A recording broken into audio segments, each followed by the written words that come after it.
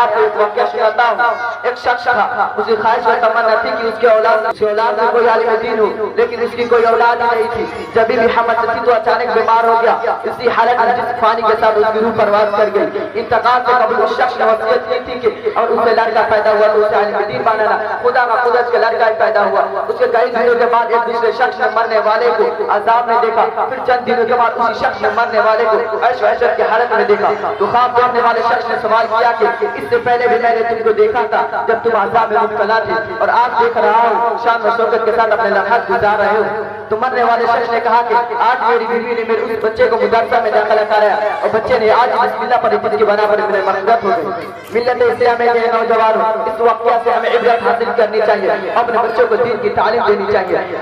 دین حضرت عالم علیہ السلام فرماتے ہیں کہ علماء کرام کے قلم کی شاہی و شہید و خون تولا جائے تو شاہی کا وزن زیادہ ہو جائے گا۔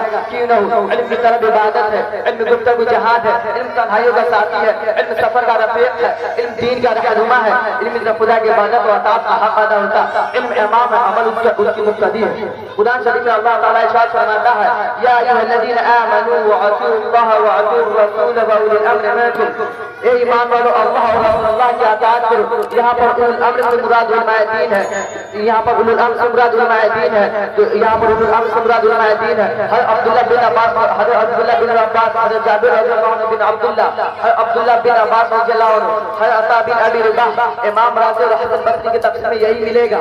تمام حضرات فرماتے ہیں اولو الامر سے مراد علماء اور فقہاء ہے، تو پھر علم دین پڑھنے اور علم دین حاصل کرنے میں کیوں شرم محسوس ہوتی ہے؟ اس کی وجہ یہ ہو سکتی ہے شیطان ہمارے دل میں وسوسے ڈالتے، ہمارا عزت اور ارادے کمزور ہو گئے ہیں۔ اسی لیے کسی شاعر نے کہا ہے جواب ہو تو تارے بھی توڑ سکتے ہیں، جواب ہو تو تارے بھی توڑ سکتے ہیں، کٹھن نہیں کوئی کام آدمی کے لیے، قدم چوم لیتی ہے خود بھر کر منزل، مسافر اگر اپنی ہمت نہ ہارے۔